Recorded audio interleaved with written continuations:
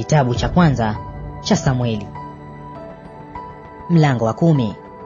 Ndipo Samueli akatoa kichupa cha mafuta, akayamimina kichwani pake, akambusu, akasema, "Je, Bwana hakukutia mafuta uwe mkuu juu ya watu wake Israeli?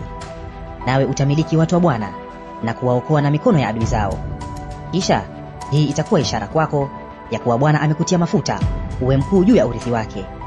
Utakapoondoka kwangu leo, utakutana na wanaume wawili karibu na kaburi la Raheli katika mpaka wa Benyamini huko Selsa. Nao watakwambia, punda hao uliokwenda kuwatafuta wameonekana, na tazama, baba yako ameacha kufikiri habari za punda, anafikiri habari zenu, akisema, nifanye nini kwa ajili ya mwanangu?" Kisha utakwenda mbele kutoka hapo na kufika kwa mwaloni wa Tabori, na hapo watu watatu watakutana nawe wanaokwea kumwendea Mungu huko Betheli. Mmoja anachukua mwanambuzi watatu, na mwingine anachukua mikate mitatu, na mwingine anachukua kiriba cha divai. Nao watakusalimu na kukupa mikate miwili, nawe utaipokea mikononi mwako. Baada ya hayo utafika Gibea ya Mungu, hapo palipo na ngome ya Wafilisti. Kisha itakuwa utakapofika mjini, utakutana na kundi la manabii wakishuka kutoka mahali pa juu, wenye kinanda na tari na kinubi na filimbi mbele yao, nao watakuwa wakitabiri. Na Roho ya Bwana itakujilia kwa nguvu, nawe utatabiri pamoja nao, nawe utageuzwa kuwa mtu mwingine. Basi hapo ishara hizi zitakapokutukia, fanya kama unavyo vema, kwa kuwa Mungu yu pamoja nawe. Nawe utatelemka mbele yangu mpaka Gilgali, nami angalia, nitakutelemkia huko ili kutoa sadaka za kuteketezwa na kuchinja sadaka za amani. Siku 7 utangoja hata nitakapokujia na kukuonyesha yatakayokupasa kuyafanya."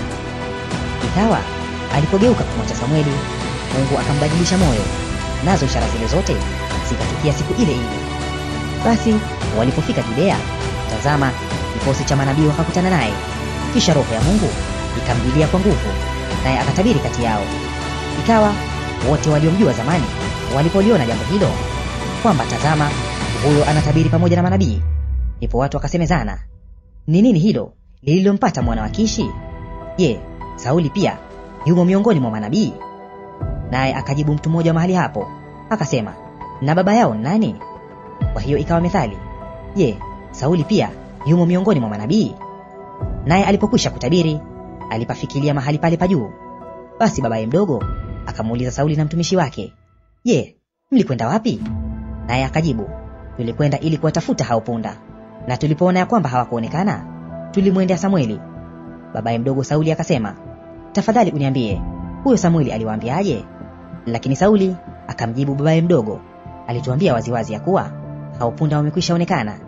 Lakini habari ya ufalme ambao Samueli alimwambia hakuitaja habari hiyo. Basi Samueli akawakusanya watu mbele za Bwana huko Mispa, akawaambia wana wa Israeli, "Bwana Mungu wa Israeli asema hivi, naliwatoa Israeli kutoka Misri, nami naliwaokoa ninyi na mikono ya Wamisri na ya falme zote zilizowaonea. Lakini leo mmemkataa Mungu wenu, naye ndiye awaponyaye katika misiba yenu yote na shida zenu. Nanyi mmemwambia, sivyo, lakini weka mfalme juu yetu. Basi sasa hudhurieni mbele za Bwana kwa kabila zenu na kwa elfu zenu." Basi Samueli akawaleta kabila zote za Israeli karibu, na kabila ya Benyamini ikatwaliwa. Kisha akaileta kabila ya Benyamini karibu kwa jamaa zao, jamaa ya Wamatri ikatwaliwa. Akaileta jamaa ya Wamatri karibu, mtu baada ya mtu. Kisha Sauli mwana wa Kishi akatwaliwa, lakini walipomtafuta hakuonekana. Basi wakazidi kumuuliza Bwana, "Amebaki mtu asiyekuja huku bado?"